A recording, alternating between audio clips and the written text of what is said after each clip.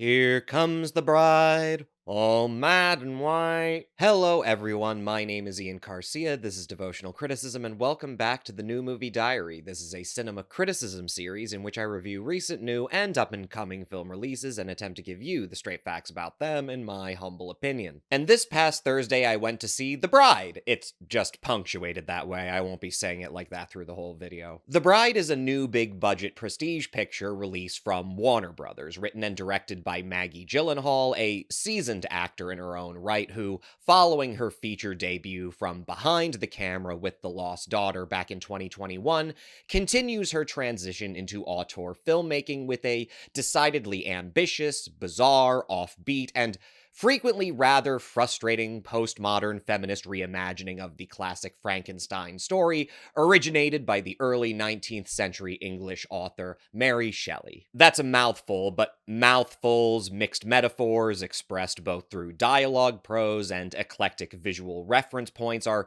really the name of the game when it comes to The Bride, which Warner Brothers has been promoting pretty aggressively since the autumn of last year, and probably to the detriment of this opulent $100 million genre-bending, I guess, Frankenstein's monster of a film that takes liberal inspiration from not only the episode in Shelley's novel in which the monster tries to coerce the eponymous Dr. Frankenstein into creating a female companion for him, but also, of course, the classic, equally loose Universal Pictures adaptation of that episode with The Bride of Frankenstein all the way back in 1935. In Gyllenhaal's film, The Restless Spirit of Mary Shelley, who is both a ghostly entity within the story as well as a narrator who directly addresses the audience, either conjures or possesses a sex worker in 1930s Chicago by the name of Ida, both Mary and Ida here portrayed by Jessie Buckley. This conjuring or possession, it's a real metaphorical chicken and egg that Gyllenhaal leaves deliberately ambiguous throughout the film here. It ultimately leads Ida to erupt in a spasmodic tirade that comes off as some mixture of mental breakdown and free associated beat poetry and performance art, all in front of a packed restaurant filled with hookers, heavies, corrupt politicians and socialites, and of course, gangsters, one of whom Ida and Mary, Buckley vacillating violently between these identities, she ends up loudly accusing of the molestation and murder of women. Two mooks who were having dinner with Ida and a bunch of other malls that night try the old-fashioned, really rather grotesque technique of trying to literally knock sense into this hysterical woman. Something you really do see all the time in classic Hollywood movies, and I think Gyllenhaal does a great job of laying bare for how awful that actually is, but in an ironic twist, they don't actually intentionally murder her. Rather, the more diminutive goon who clearly has some kind of warped, pathetic affection for Ida tries to calm her down only to accidentally send her falling in a fit down a stairwell where she hits her head, breaks her neck and leg, and dies. Meanwhile, the Frankenstein's monster, portrayed by Christian Bale, arrives at the abode of one Dr. Cornelia Euphronius, played by Annette Bening, and ends up convincing her to help revive a companion for him, thus precipitating the unearthing of Ida's body, her revival from the dead, still possessed by Mary Shelley, and now struck with considerable amnesia, and now rechristened Penelope or Penny by her now non-consensual companion, Frank. What follows is a long foreshadowed tragic journey of self-discovery that goes from set pieces like queer underground jazz parties scored anachronistically to original songs by Swedish musician Fever Ray, to Bonnie and Clyde style criminal exploits, to a parallel narrative featuring Peter Sarsgaard and Penelope Cruz as Detective Jake Wiles and his assistant Myrna Malloy, the latter doing a lot of the uncredited heavy lifting in their pursuit of the two monsters. And it's at that point when these two klutzes are introduced that you realize that The Bride would probably be better punctuated with an ellipsis rather than an exclamation point. One might be forgiven for missing the distributor and assuming that The Bride must have something to do with Universal's own consistently underwhelming attempts at rebooting their classic gothic horror characters, but no, much like Focus Features' distribution of Robert Eggers' Nosferatu, this is really just an emblematic instance of another studio beating their competition to the punch, sewing up a big new opulent prestige picture deal with a hot visionary writer-director and the best publicity push that money could afford.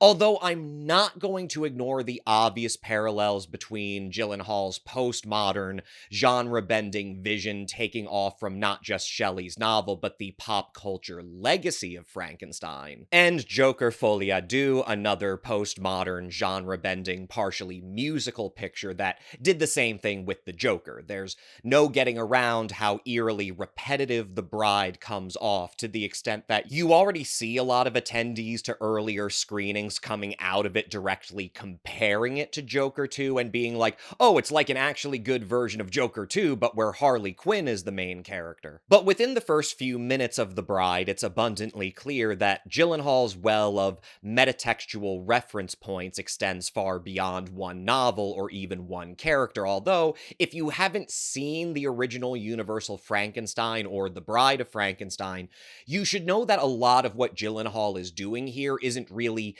that audacious, either for a gothic horror film or a kind of middle-brow prestige picture that mixes elements of art house distanciation with commercialist maximalism. Rather, Gyllenhaal is in full film nerd collage mode here, right down to the casting of Buckley in the dual role of author and monster, an obvious callback to The Bride of Frankenstein, which cast Elsa Lancaster in a similar fashion as both the monster's mate, as well as the author Mary Shelley in a period introduction of her narrating the story. Even further than this, though, the way in which Mary is revealed by Gyllenhaal as a ghostly entity addressing the story to us, even warning us about its potentially obscene contents, that's really just a very elegant massaging of something that Universal Pictures did from the very beginning with its own Frankenstein, which starts with a weird, pale, mincing gay guy coming out from behind a curtain to make sure everybody understands, now this motion picture is very strange and very scary, so if you think you don't have the constitution for it, well,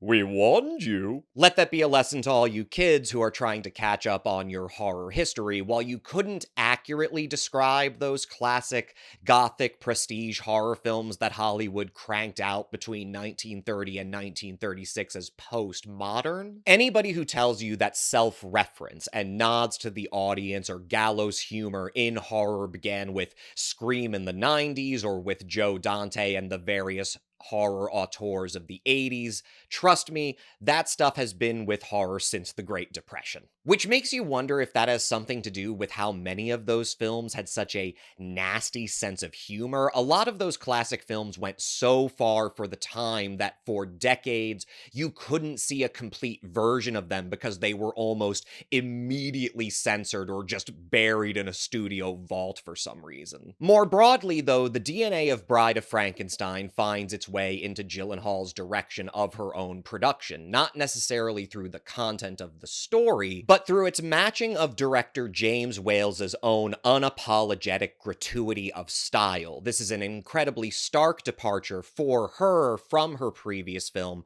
Basically, zero attempt is made to present itself as a narrative within which you identify with the characters and get lost in a fantasy world. Gyllenhaal is always deliberately holding you at arm's length to appreciate the movie as a consciousness that does not seek to draw you in, but to address you directly. And not only through dialogue, through Mary constantly talking at us, breaking the fourth wall, but through constant anachronisms of music and fashion to the period, for instance, or a blurring of the line between what we might think are elements of the story that are just psychological projections of the characters, only for those same elements to take on magical realist qualities later on in the story. A good example of this is that in the film, Frankie, the monster, he's portrayed as a devotee of contemporary musicals and romantic comedies, especially a particular star, Ronnie Reed, played by Jake Gyllenhaal, and as he watches Ronnie's movies, he goes from imagining himself as just just a backup dancer to imagining himself in the romantic starring role. This is something that we're led to believe is just a unique relationship between this character and the movies he loves and draws inspiration from, except that a crucial climactic moment, suddenly Gyllenhaal, the director Gyllenhaal, she portrays another character watching the same movie as Frankie, and seeing Frankie on the screen and that being what tips him off to Frankie's presence. It's the same thing with whether or not Ida is created or possessed by Mary, or if even the implication is supposed to be that Mary is conjured or created by Ida herself as her own kind of alternate self or psychic companion that then also comes to increasingly have a magical influence on the world around them. James Whale might not have ever gone that far or been able to go that far with his own productions for Universal, but I think it's hard to mistake that Gyllenhaal is not so much being terribly original as she is developing upon a long-forgotten tradition of Hollywood prestige horror, which is to embrace formality, to embrace magical thinking, to even more so embrace style as a part of the substance of the picture, as something that seeks to impress our senses just as much as to arouse our emotions. But it's not just Universal's House of Horrors that Gyllenhaal is drawing upon. In fact, I would argue that Gyllenhaal is actually playing a rather clever trick for all the people in the audience who are as super nerdy about classic and especially pre-code Hollywood as she is. Because while Gyllenhaal might in fact be paying considerable homage to James Whale through her own clear ambition to be stylistically unrestrained, from its contemporary urban settings to its snappier and yes, consistently self-referential dialogue and narrative, The Bride is also more obviously taking off from Warner Brothers' own less prestigious, more populist horror films from that period, stuff like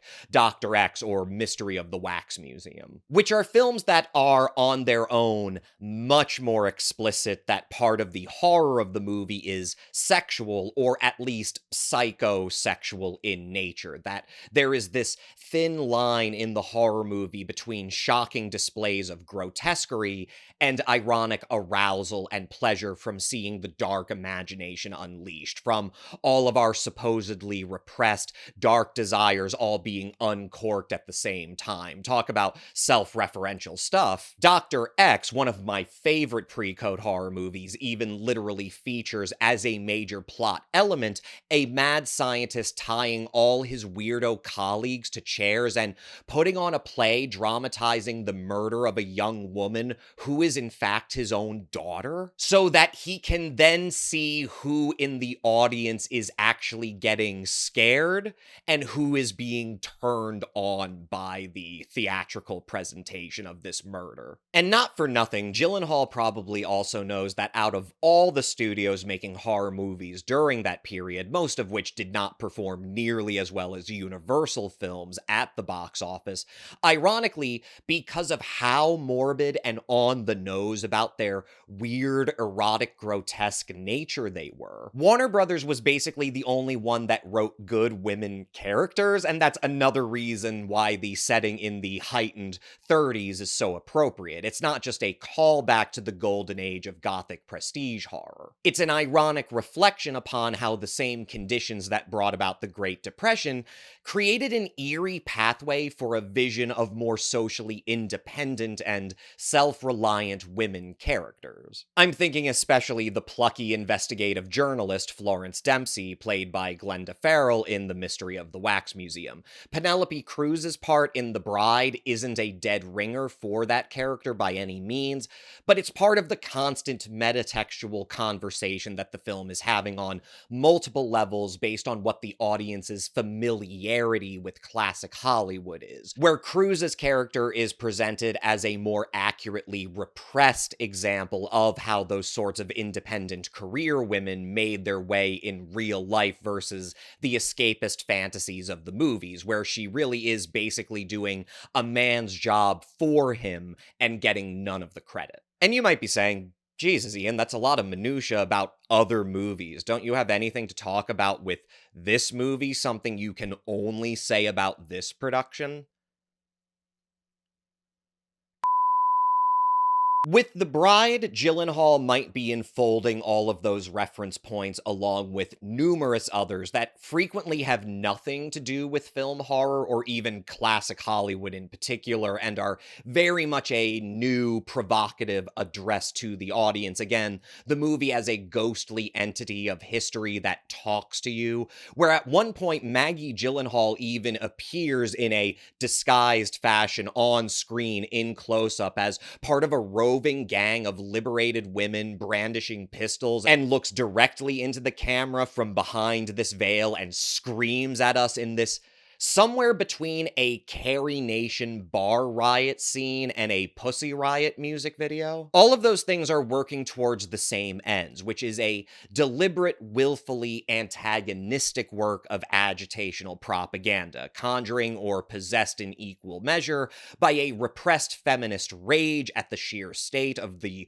cultural backslide in the United States at a time where we, frankly, are in the midst of a new Great Depression. And young men, especially, are increasingly becoming more lonely, frustrated, and vindictive towards women as a convenient target. And how all of the long appeals for people to merely wrap their heads around the basic concept of a rape culture, the normalization of the abuse of women, not only through obvious coercion, but through broader social coercion and grooming and silencing, all culminating in the reactive popular re-election of a man who was literally caught on tape gloating about how easy it was for him to get away with sexually assaulting girls. We all have reason to be, or might even have to start practicing being more angry these days, and The Bride isn't just a film informed by anger. It is an angry picture, and quite frankly, it's a film that is so angry and so oppositional to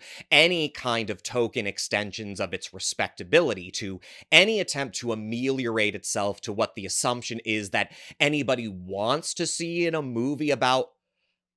I'm sorry, I'm trying to give this the benefit of the doubt, but what the is this movie even about? I'll give it this. As that kind of work of distilled anger, I am behoved to extend the same respect to The Bride as I would to any number of recent, self-indulgent, provocateur, auteur films that exist more to exist at their sheer immensity of scale and to upset the most basic expectations of what even most art house filmgoers assume they will get out of a prestigious new art house movie, where we're talking about Andrew Dominique's adaptation of Joyce Carol Oates' Blonde. That's another obvious male-directed parallel to Gyllenhaal's new film, and possibly one that she's deliberately attempting to subvert along with Joker 2. Or Brady Corbett's The Brutalist. That's exemplary of this ethos of what we might call the art house epic, which is not just an epic journey through a story, but an epic journey through forms themselves as a direct address to and shocking provocation of the audience. The problem isn't that Gyllenhaal goes for broke and swings too hard for the fences, it's just that insofar as this movie is inevitably going to be called Joker 2 but good, I'm sorry folks, this is not Warner Brothers fixing the problem with Joker 2. This is them doubling down on infinite regression into cinematic self-reference, just in a way that is less obvious to most people because we associate Frankenstein with a kind of cultural legacy that exceeds just cynical franchise slop with pretensions of greatness. But that's just a vanity with regards to minor differences. Gyllenhaal is cannibalizing everything from Golden Age Gothic horror films to new Hollywood revisionist crime epics to, I guess, even basically just a veritable rogues gallery of chauvinistic male-directed films attempting in some way to deal with themes of socially dysfunctional or outcast men and their toxic personalities and the hegemonic oppression of women and the boiling over of brief stardom into a tragic cult of personality, whether we're talking about the Joker films or Blonde or better yet, Yorgos Lanthimos and Tony McNamara's Poor Things, which kind kind of already did the deeply self-referential, anachronistic, genre-bending period epic derived from Frankenstein. Are you getting what I'm saying about how, like, it's almost like within the cultural edifice that Hollywood has not only built in the past tense, but continues to build around itself, even as we can see our own prospects crumbling around us. Gyllenhaal has found a perfect home at Warner Brothers to just do what her chauvinist male counterparts have already done, which is just chauvinism, but with this aggressive, warped, frustrated, and lonely stylistic maximalism, and especially this infinite regression into self-referencing all of the pop culture you've consumed as the essential bottleneck through which all of these things are pushed through and come out on the other end as this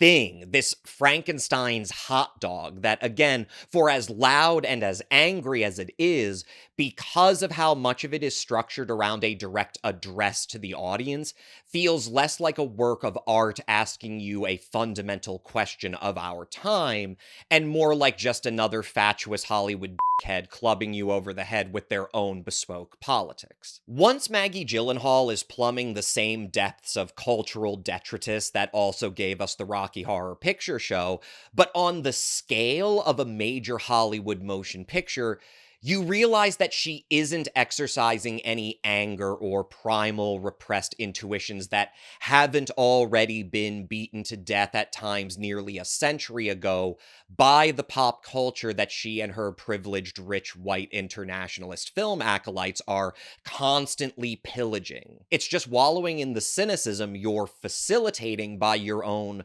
participation in the creation of what is, I'm sorry, a major studio monstrosity. It's a bespoke facsimile of a transgressive art house picture that, if anything, is simply appropriating the spirit of transgression that has always been in low-budget and underground and independent horror and cult movies. And by that assimilation into the major canon of reference points that are now presented as mainstream, this ensures that there will be no more room in the future for a similar kind of transgression. And the surest way to know that The Bride isn't transgressive, that it's barely about anything except its own infinite regression into self-reference,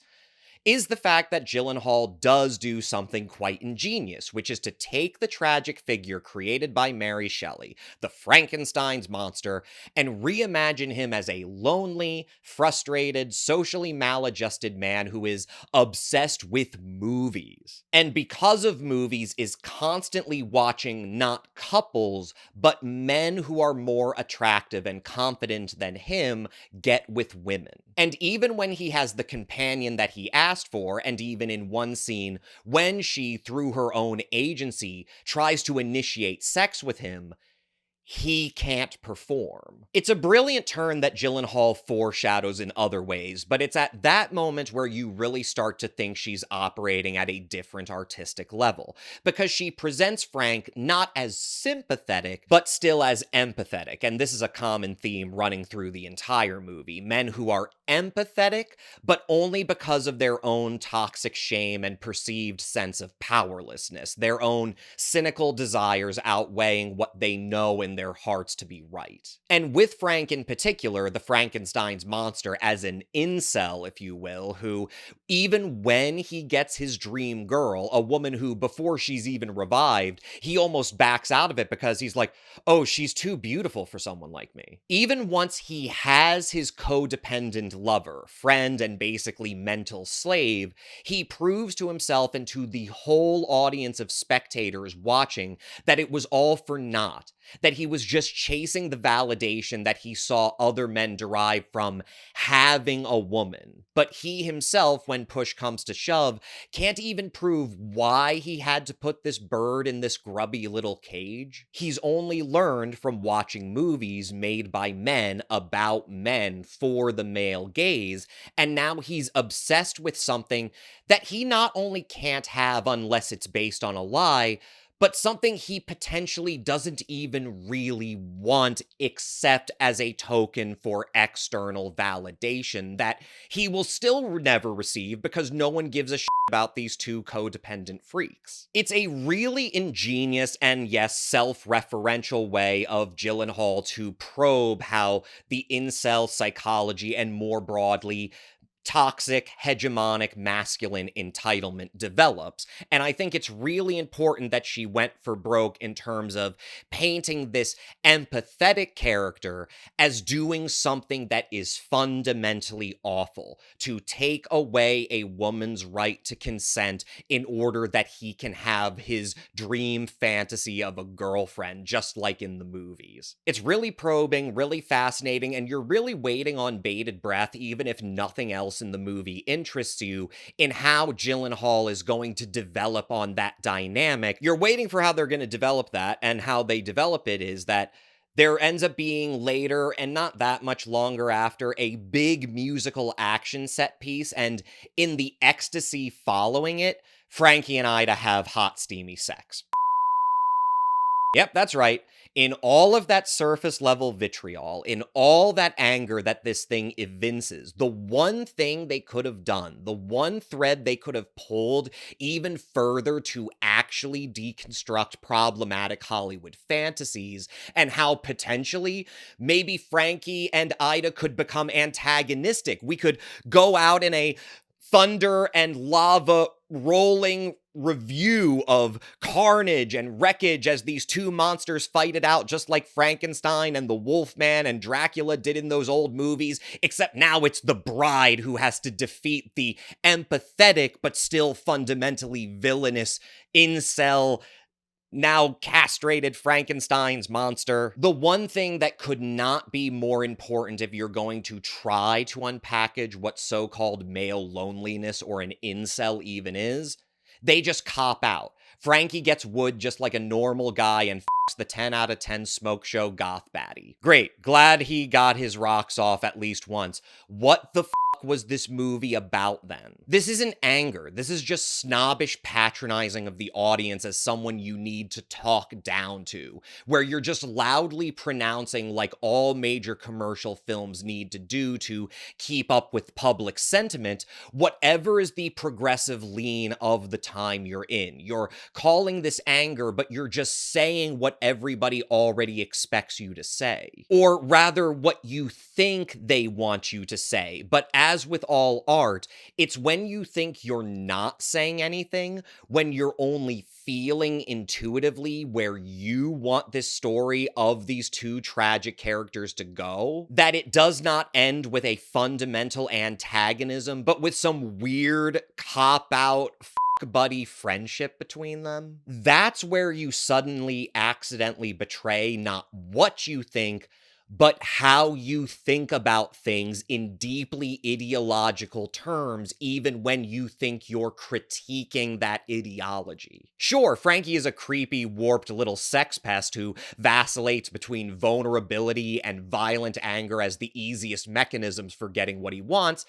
but that doesn't mean he can't get his off. Look how sad he is. I feel bad for him. It's not like the girl you put on a pedestal and hyperfixate upon to the exclusion of not only her agency, but whether you yourself even want to be with her in real terms, and not just because you're seeking external validations for your own perceived failures as a man. It's not like that is one of the most common features of narratives of so-called male loneliness and so-called incels, and portraying a narrative in which a grandiose, spectacular act leads directly to that lonely incel getting what he always dreamed of. It's not like that's a total cliche of reactionary. What is this movie even about? What is this movie even about except Maggie Gyllenhaal using oblique or discreet ways of talking about